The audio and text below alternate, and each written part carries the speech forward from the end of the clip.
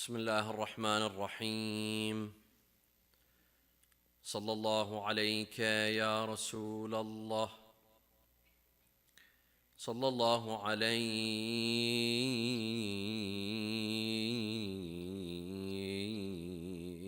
يا سيدي ويا مولاي يا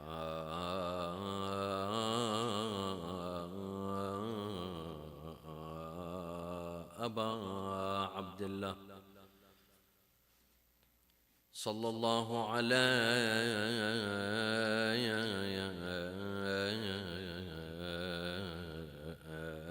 يا سيدي ويا مولاي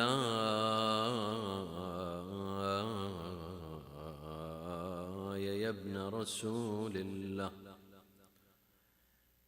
يا رحمة الله الواسعة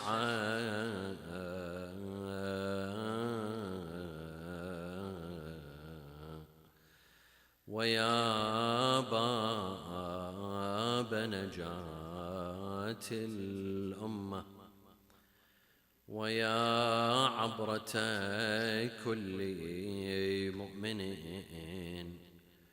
ومؤمنة،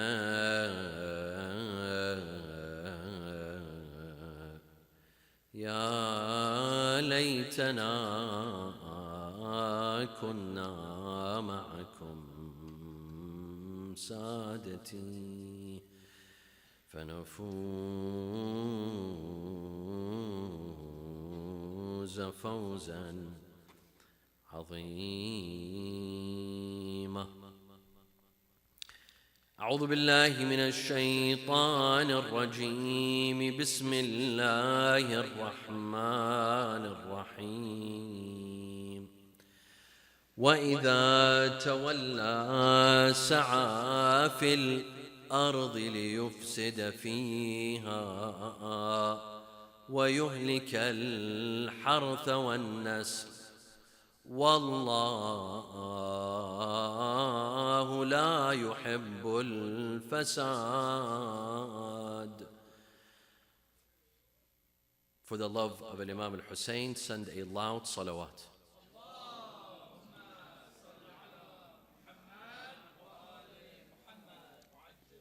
In the past 2 weeks or more, we have all caught up with the news, and we have been seeing closely what is happening in the Middle East. A major war, a lot of destruction, a lot of death. Over what? Over a program called the nuclear weapons program. Of course, tonight's topic has nothing to do with politics, but has everything to do with Islam's take. You see, my dear friends, in the past several decades, there's been a race to acquire nuclear power. Today, if you're a nuclear power, makes you strong, makes you powerful. You have a deterrent. Who dares harm your country when you have nuclear power? When you have the bomb and you decide where to drop it and which lives to take. We've seen in the past several decades, there was an arms race, a race to acquire nuclear weapons, the nuclear bomb. All of you watched Oppenheimer. We saw how the bomb was designed, how much effort it required, how much money it required, how much energy. And then we saw the results of the bomb, of the nuclear bomb. How it was dropped on a city with full destruction. Everyone was killed indiscriminately. The innocent, the guilty, the old, the young, men, women, children, animals, plants, trees. They were all destroyed. This is not a joke. Nuclear weapons are not a joke. There's something very serious that could cause major destruction. We saw in the past couple of weeks the talk about acquiring nuclear weapons, that this country has the right to acquire, this country doesn't. Again, this is not a political talk. We will not go into the double standards of who gets to own, who doesn't get to own. If you're good with some countries, you're allowed to have nuclear weapons. If you're not allowed. That's another topic. Our topic is not political. Our topic is fiqhi. What is Islam's take on acquiring nuclear weapons? If we are a state, an Islamic state, can they acquire nuclear weapons? Can they build nuclear weapons? And we've seen, and this was reiterated by some grand ulama, there was a fatwa against acquiring nuclear weapons or the usage of nuclear weapons.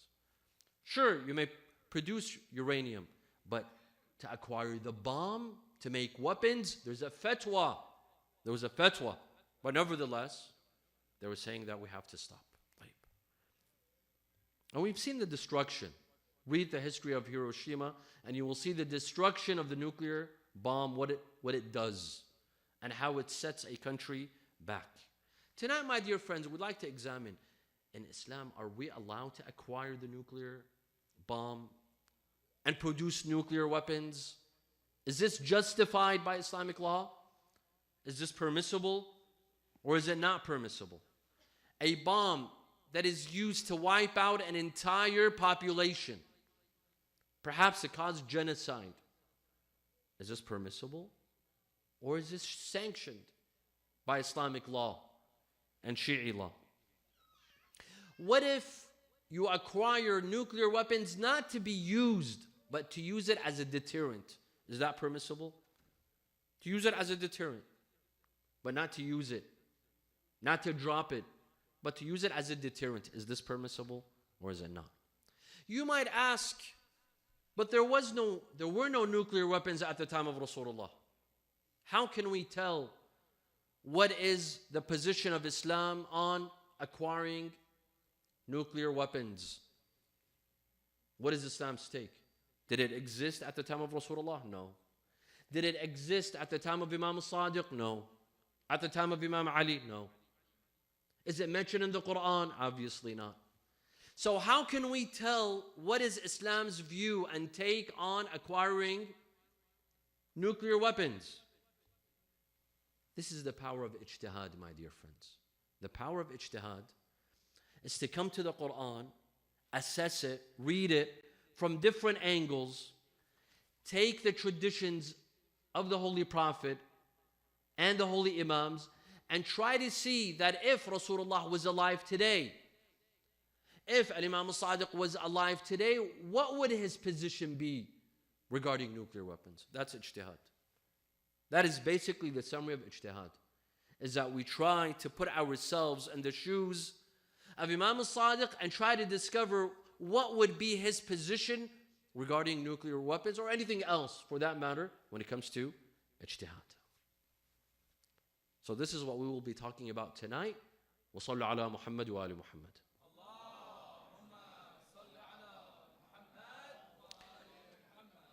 The Quran, my dear friends, clearly states, وَأَعَدُّوا لَهُمْ مَا اسْتَطَعْتُمْ مِنْ قُوَّةٍ. Prepare for your enemy all that you can. What is it that you can prepare? Prepare all that you can in weapons to face your enemy. And this is something logical. This is something logical.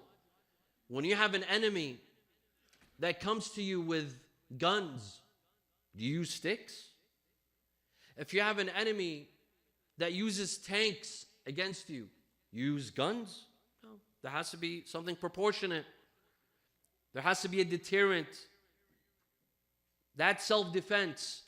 Self-defense is being equipped with the right weapons to defend yourself. And this is what the Quran says. وَأَعَدُّوا لَهُمْ مَا اسْتَطَعْتُم مِّنْ قُوَّةٍ. Prepare for the enemy that which you can of weapons. Weaponize yourself. Safeguard yourself, protect yourself. Bring the weapons that you need. So what type of weapons? Well, previously they would use swords, spears, horses, things like this, arrows, bows. By the way, a lot of youth, they ask that when Imam al-Mahdi ajjalallahu ta'ala farajah, when he reappears, what type of weapons will he use? We don't know yet. We'll have to wait and see. Is he going to go back to swords and spears and bows and arrows? Or is he going to use a B-2 bomber? We don't know.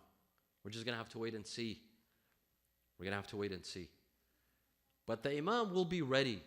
And the Imam will be equipped with the best of weapons when he returns.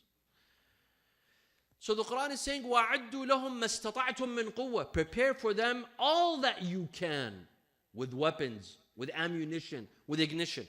طيب. Does this include nuclear power as well? So if the enemy, any enemy, and I'm speaking theoretically, right now this is an academic discussion. This has nothing to do with the political arena, the political scene. We're talking about a theoretical,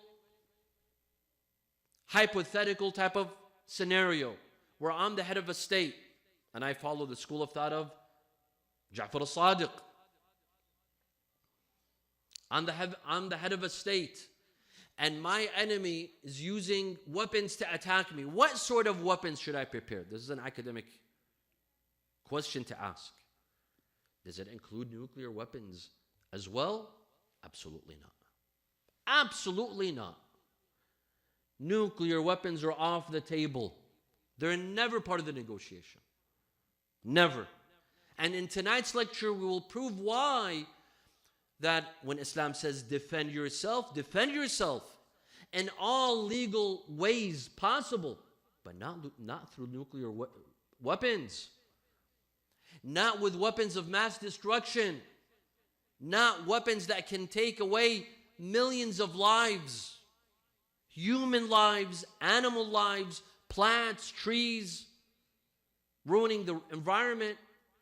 Islam does not sanction such sort of behavior and action.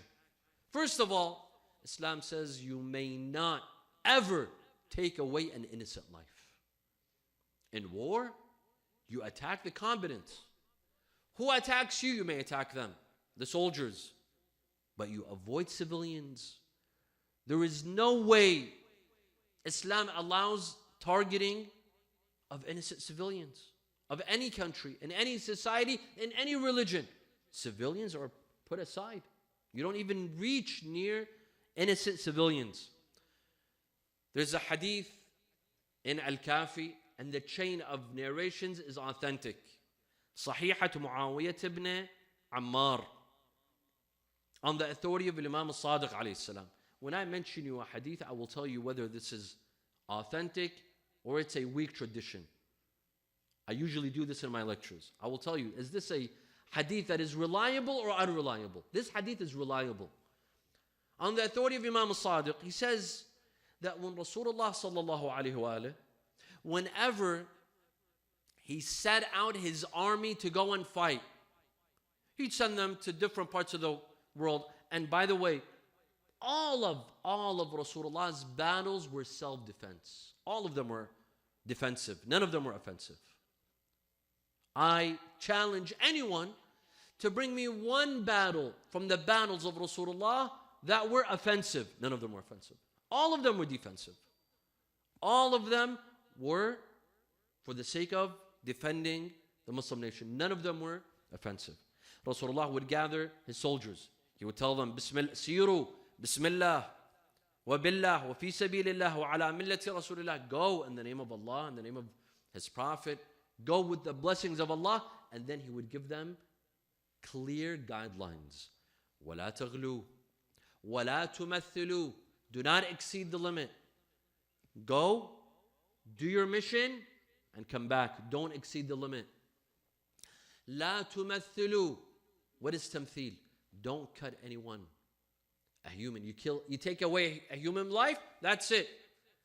There's an enemy soldier that's attacking you in self-defense. You attack, you kill that soldier, let him be. Don't go cutting him into pieces.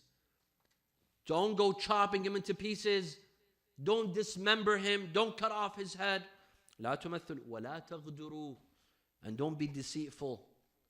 These are the teachings of Islam. Don't be deceitful.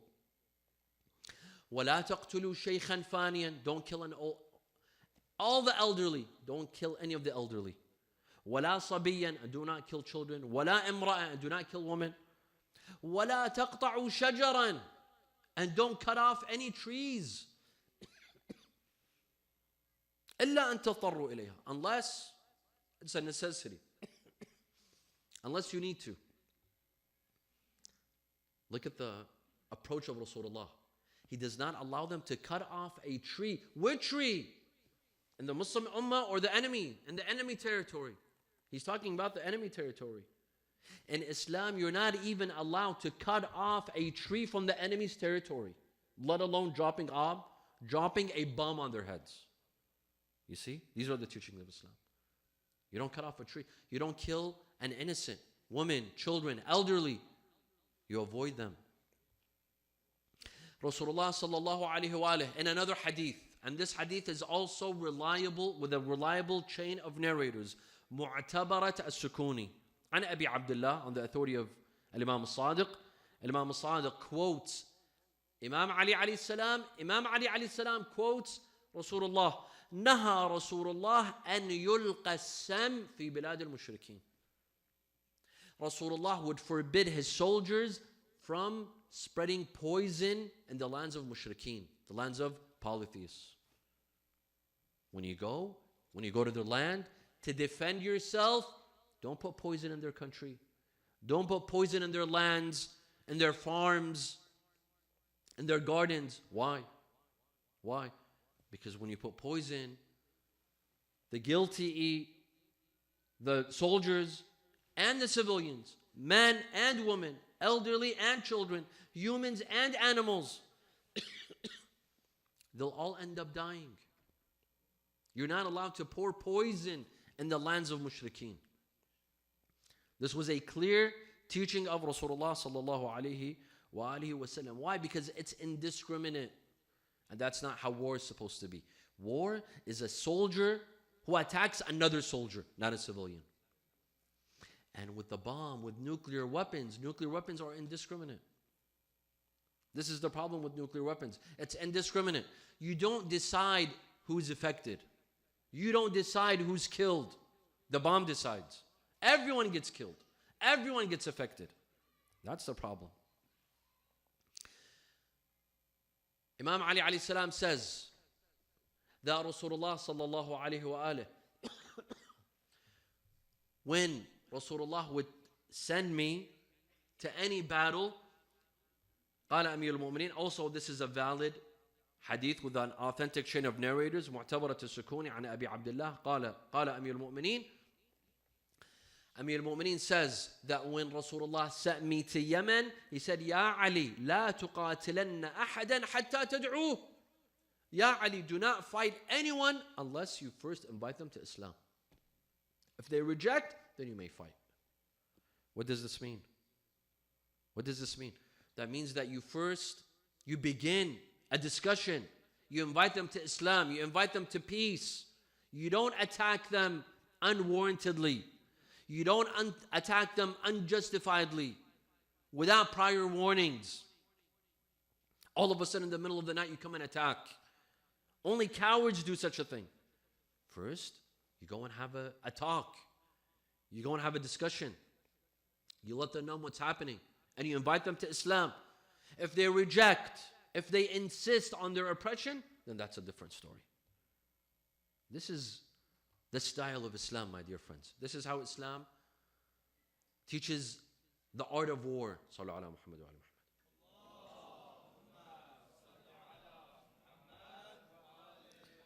The problem with nuclear power, my dear friends, is that the citizens of a country are punished for the crime of the government.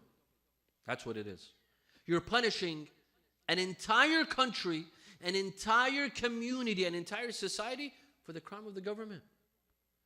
Go and punish the government, not the community, not the citizens. The citizens are innocent. What did the people of Japan do in World War II? Of course, we all know. Japan attacked Pearl Harbor in Hawaii. It was unwarranted. They attacked. Sure, that was an evil act. That was an evil act that took place against the United States. What was just is to come and attack the Japanese government, not an entire city. Not an entire city, wipe out an entire population with the innocent, with the women, men, children, elderly, animals, plants, trees. What have plants? Have they committed a crime? Have animals committed a crime for you to come and wipe out an entire population? This is unwarranted. This is unjustified. The Quran says that no one will pay the price of someone else's sins. No one. وَلَا تَزِرُ وَازِرَةٌ وِزْرَ أُخْرَى. You cannot punish someone for the crimes of someone else. This is unjust. Unjust. Someone wronged you, go and punish. Take out your anger with that person. Why do you take your anger on an entire nation, an entire city, an entire country? Your issues with the government. Go take your problem out with the government, not with the country. This is unjustifiable. My dear friends, the problem with nuclear weapons, and the world is all going towards this direction, whether we like it or we don't. The superpowers have nuclear weapons. And it will happen. The major countries will end up having nuclear power and nuclear weapons.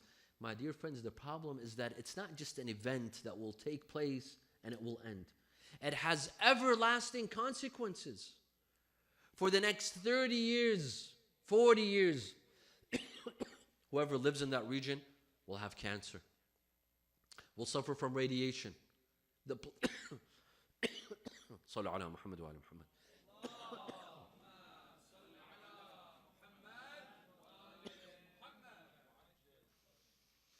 It's not just the humans will suffer. The animals will suffer. The environment will suffer. The rivers, the trees, the oceans. For years to come, for decades to come, because of those nuclear weapons, you won't have clean water to drink, safe water to drink. For decades, people will be developing cancer because of radiation. Children will be born of defects. Read about Japan. And the children that were born after the bomb dropped, and the amount of disabilities. Children born with defects years after the bomb was dropped. Years after, but read about what happened. The disastrous effects. It destroys the entire environment. Look at the concept of qisas in Quran. Qisas is justified punishment. Justified punishment. The Quran says, وَكَتَبْنَا عَلَيْهِمْ فِيهَا أَنَّ النَّفْسَ بِالنَّفْسِ. We wrote upon them that it's a life for a life, no more. Not 2 lives for 1 life, or 5 lives for 1 life. No, it's 1 life for 1 life. أَنَّ النَّفْسَ بِالنَّفْسِ وَالْعَيْنَ بالعين والأنف بالأنف والأذن بالأذن والسن بالسن والجروح قصاص. That we wrote upon them that it's an eye for an eye, a tooth for a tooth, a nose for a nose, an ear for an ear. That's punishment. That's justified punishment. You don't come and destroy an entire population. Why? Because a couple of your citizens were killed innocently. That's not justice. Justice is to take revenge exactly the size of the crime that was committed upon you. Someone attacks you and cuts your hand, you can cut their hand. In law, in theory, not practically. Please don't go around cutting people's hands. But in theory, that's justice. A life for a life, a soul for a soul, an eye for an eye. Even in war, there must be justice. There must be justice. Even in war, there's laws. It's not the animal kingdom. There's no chaos. Even in war, there has to be some sort of justice. No extreme revenge. No mass punishments. Someone takes out your eye, you don't take out their ear. You take out their eye. Someone attacks your feet, you attack their feet. This is how it works. This is the principle of Quran. This is the justice of the Quran. You think this sort of Quran would allow the usage of nuclear weapons? The Quran that says, an-nafsa bin-nafs, a life for a life, would allow nuclear weapons? For an entire population to be wiped out? Absolutely not. Quran considers this corruption. Corruption on earth. وَلَا تَبْغِ الْفَسَادَ فِي الْأَرْضِ. The Quran says, do not be corrupt on earth. Corruption. These weapons are a form of corruption. There's a lot of form of corruption on earth. A lot of form. This is one. Nuclear weapons are a form of corruption on earth. It destroys human life. It destroys animal life. It destroys this planet. This beautiful environment that Allah subhanahu wa ta'ala has given us. We human beings, we're destroying it day after day. Year after year. We're destroying it with our own hands. With our own hands. It's not enough that there's global warming and the resources are reducing year after year. Our children and our grandchildren will have a lot less resources than we do. We come in wars, in nuclear wars, and we destroy what is left of these resources. Allah says, وَإِذَا تَوَلَّى سَعَى فِي الْأَرْضِ. This is the verse that I began with. لِيُفْسِدَ فِيهَا. Some, their job in life is to be corrupt on earth, to corrupt this planet. لِيُفْسِدَ فِيهَا وَيُهْلِكَ الْحَرْثَ وَالنَّسْلِ. Some people, their job is to destroy human life, animal life, and to destroy all sorts of life, even plants and vegetables and trees. وَاللَّهُ لَا يُحِبُّ الْفَسَادِ. And Allah does not like corruption. Corruption on earth. The destruction of this environment. Allah subhanahu wa ta'ala created this environment and everything in it for you and me to enjoy, to benefit. The trees, the rivers, the mountains, the waterfalls, the beautiful water, the clean water for us to enjoy and to benefit from, and for our future generations to benefit from. What do? We come and we destroy this environment. You and I, we engage in war and we produce these mass weapons of mass destruction that ruin the environment. Human life has sanctity, my dear friends, in Islam and in the Quran. Allah subhanahu wa ta'ala says, مِنْ أَجْلِ ذَلِكَ كَتَبْنَا عَلَى بَنِي إِسْرَائِيل. And because of this, because of what? Allah tells us the story of Habil and Qabil, the two sons of Adam. How they made an offering. Habil made an offering. Qabil made an offering. Habil's offering was accepted. Qabil's offering was rejected. Qabil decided to kill his brother Habil. The Quran tells us the story. After that, Allah says, مِنْ أَجْلِ ذَلِكَ. Because of this, we wrote upon Bani Israel. What? أنه من قتل نفسا بغير نفس أو فساد في الأرض فكأنما قتل الناس جميعا. That he who takes away one human life, it's as if he's taken the entire humanity. Don't ever take this lightly. Don't ever take it lightly. To cause the death and the murder of one human life, it's equivalent to destroying the entire human race. Killing one individual is equivalent to killing 7 billion human lives on earth. This is the logic of the Quran. Human life has sanctity. It's sacred. Human life is sacred. But we see animals today. We see monsters. It's an insult for animals to call some politicians animals. And we see them and what they're doing. What they're doing. Human life, women, children. Today in Gaza, my dear friends. In Gaza, women and children. Most of the victims in Gaza today are women and children. Most of them are women and children. Every day. Ironically, This verse that says taking one human life is equivalent to taking the entire human race. This was written upon Bani Israel.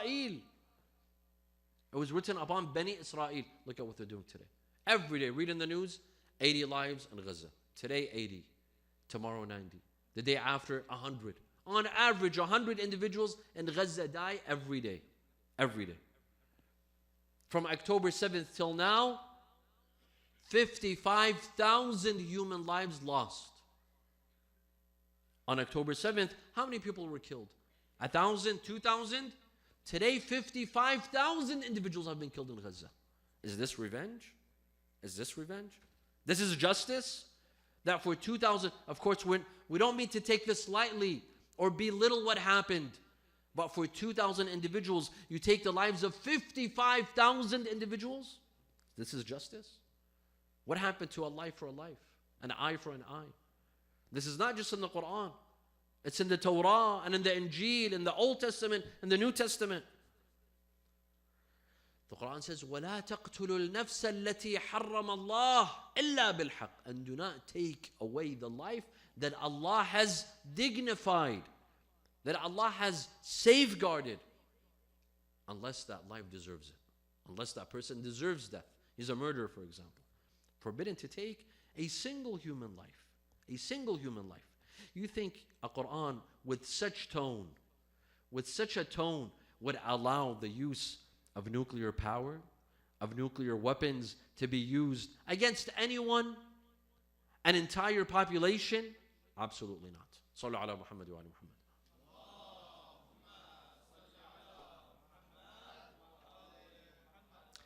We have a principle, my dear friends. We have a jurisprudential principle, قاعدة فقهية, by the name of لا ضرر ولا ضرار.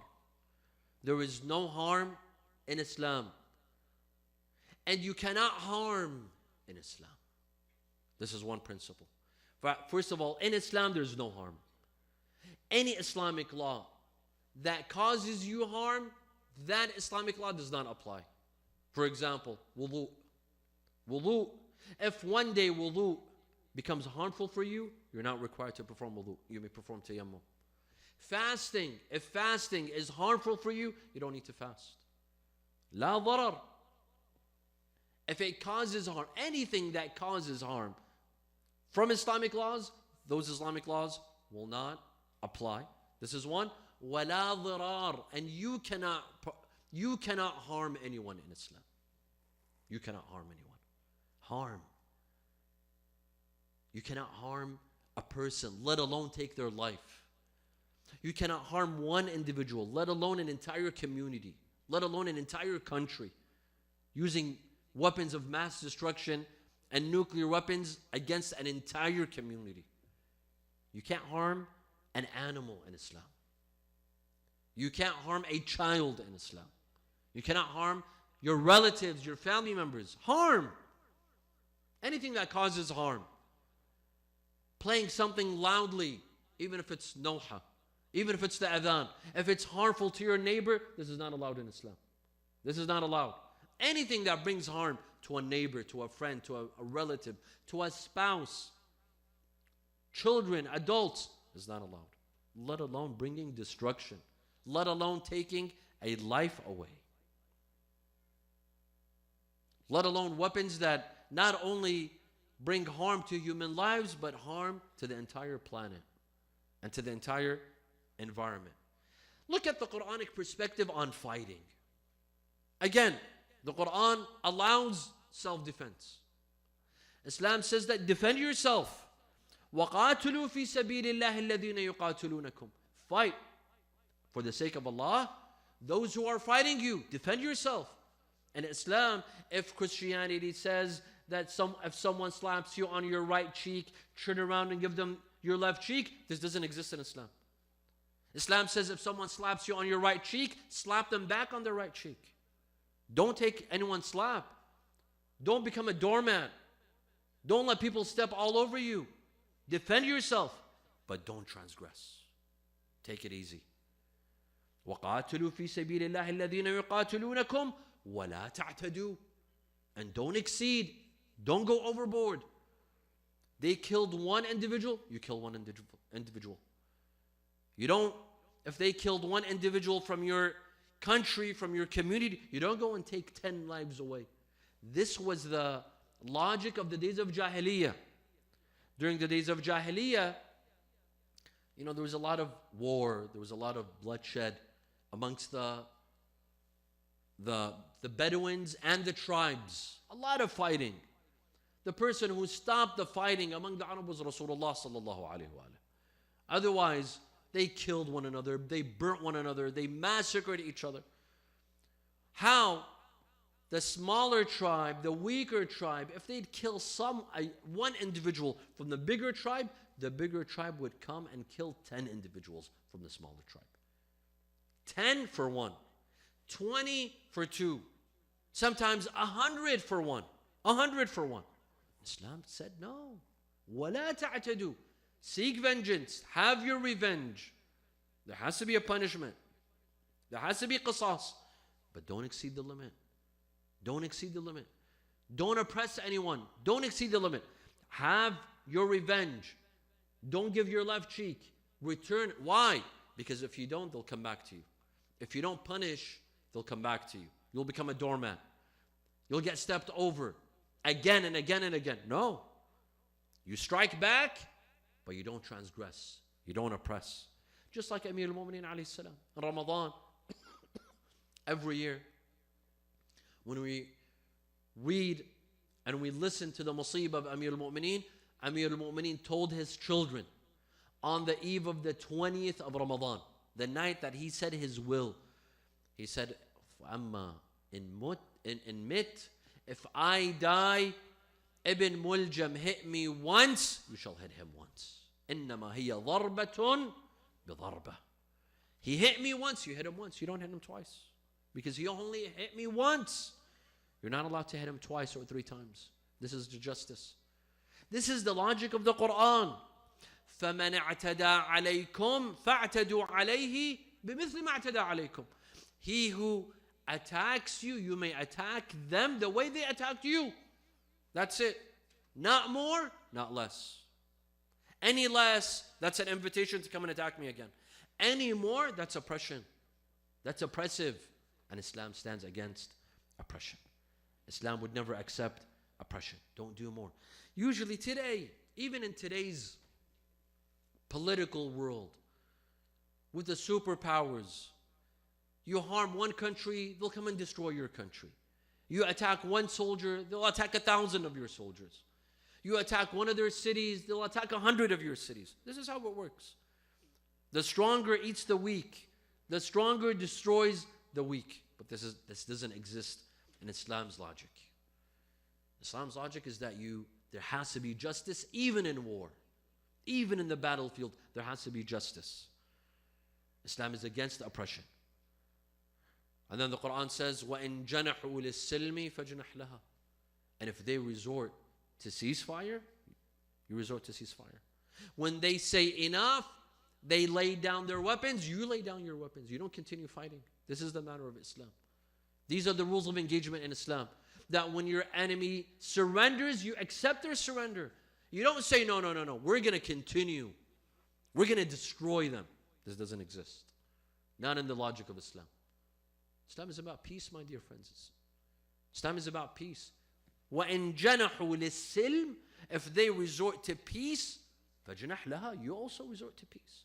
Accept their peace. Accept their ceasefire. You think this sort of Quran, this sort of mentality would accept weapons of mass destruction and nuclear power?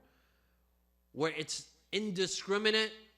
You don't know who's going to be killed. Civilians or the soldiers or men or women or children. Everyone gets to be punished. Islam would accept this sort of mentality? Absolutely not. Absolutely not. The Quran emphasizes on justice. إِنَّ اللَّهَ يَأْمُرُ بِالْعَدْلِ وَالْإِحْسَانِ.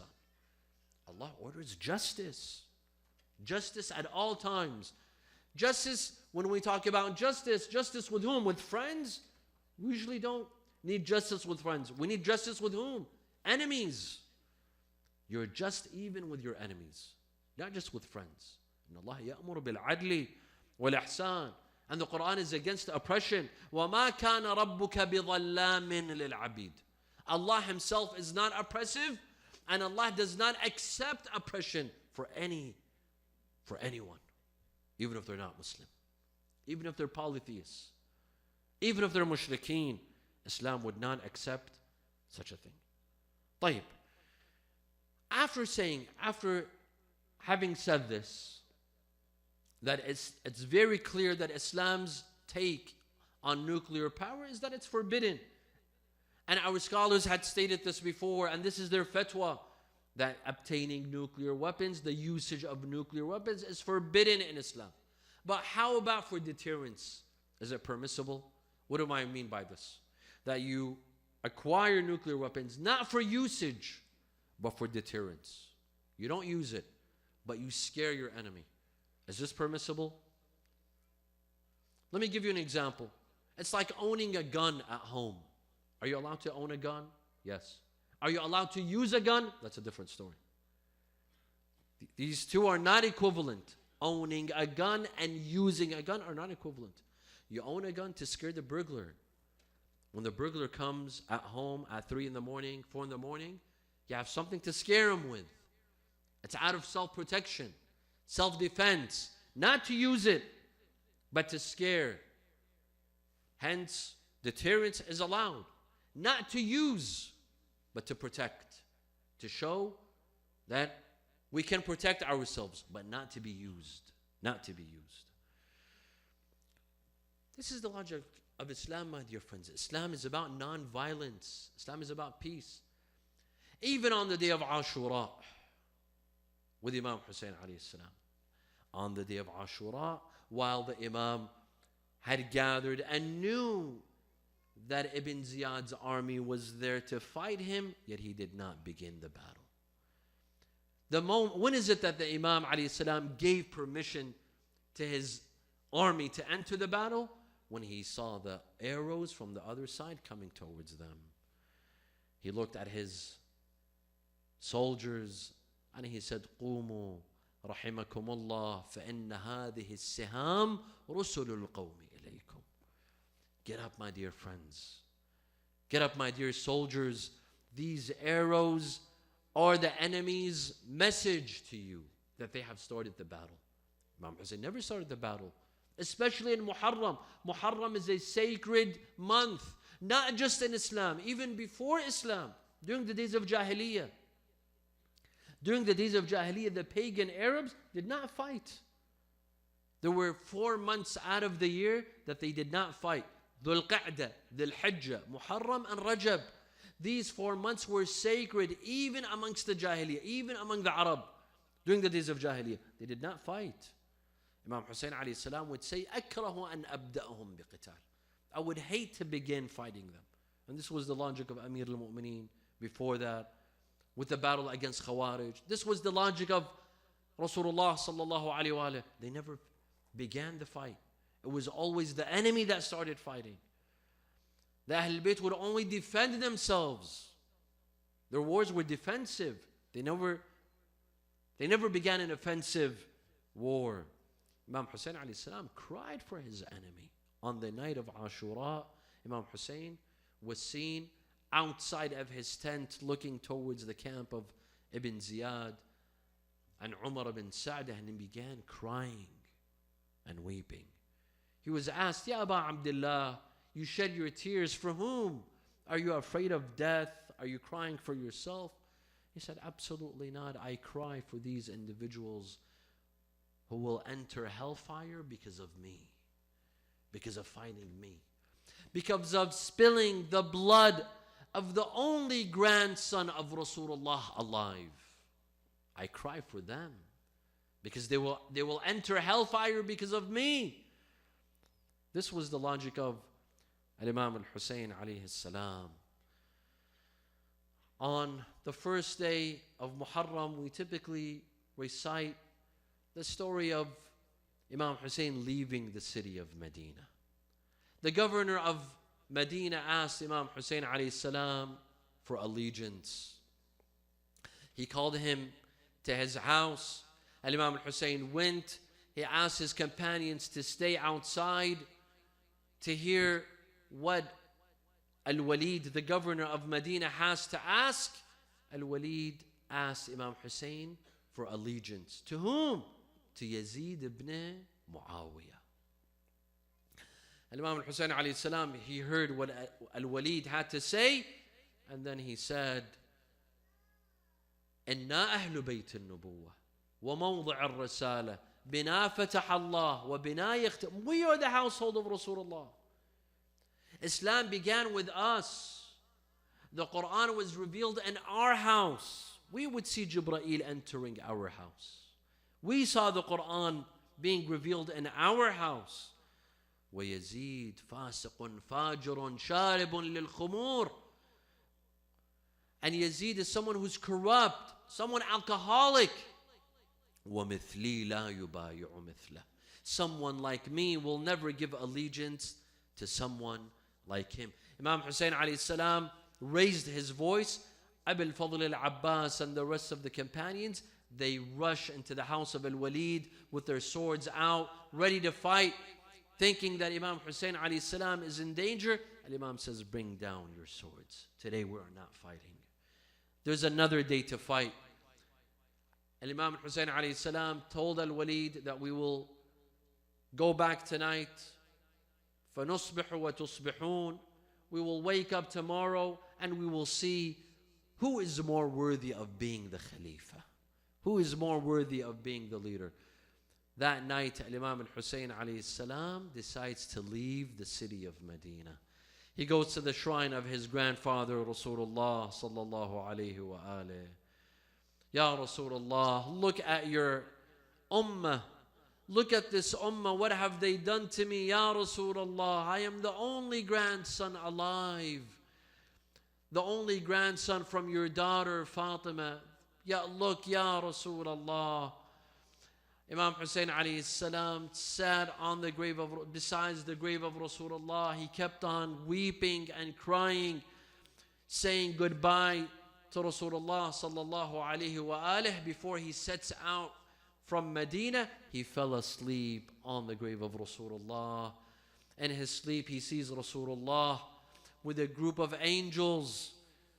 Thousands of angels to his right, thousands of angels to his left, behind him, in front of him.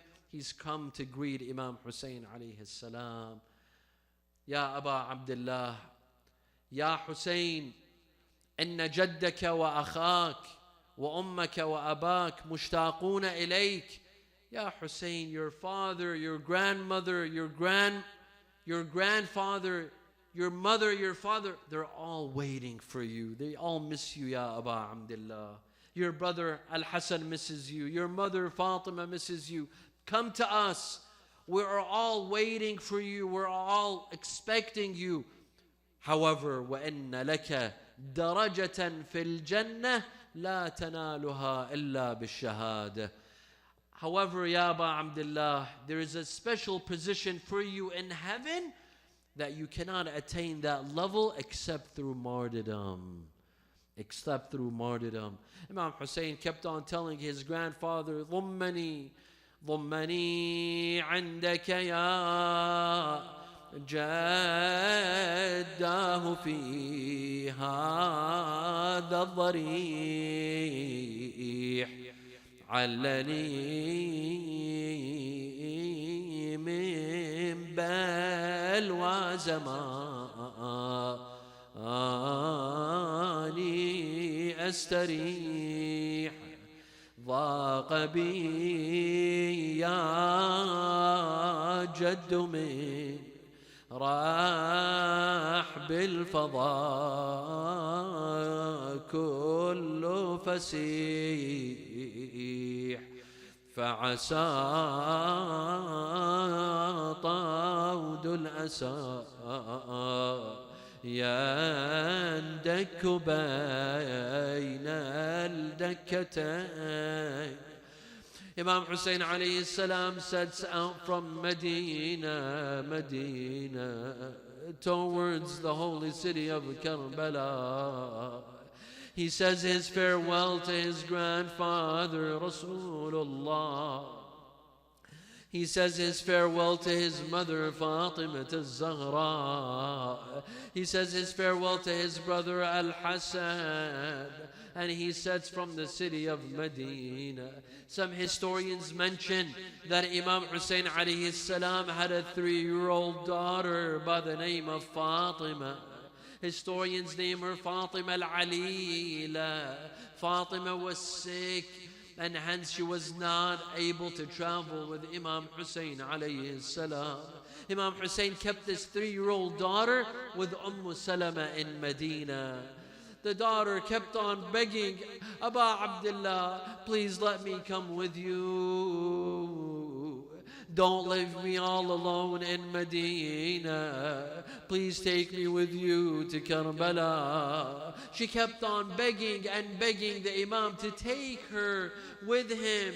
Imam kept on telling her, my daughter, my beloved daughter, you are ill, you are sick. You cannot come on this journey. It's a long journey. It's a tiresome journey. I'm afraid you will die if you stay alone.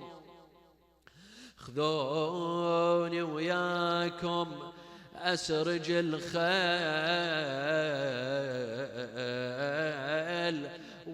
وافرش فراشكم لا تشلشل الليل. لا حول ولا قوة إلا بالله العلي العظيم. إنا لله وإنا إليه راجعون. وسيعلم الذين ظلموا أي منقلب ينقلبون والعاقبة للمتقين. نسألك اللهم وندعوك باسمك العلي الأعظم الأعز الأجل الأكرم يا الله. اللهم لا تدع لنا ذنبا إلا غفرته، ولا هما إلا فرجته، ولا عيبا إلا سترته، ولا خوفا إلا آمنته، ولا رزقا إلا بسطته، ولا شملا إلا جمعته، ولا مرضا إلا شفيته، ولا غائبا إلا حفظته وأدنيته، ولا حاجة من حوائج الدنيا والآخرة لك فيها رضا ولنا فيها صلاح إلا قضيتها ويسرتها يا أرحم الراحمين. ولأرواح المؤمنين والمؤمنات والعلماء والشهداء نقرأ سورة الفاتحة مع الصلوات. صلى على محمد وآل محمد.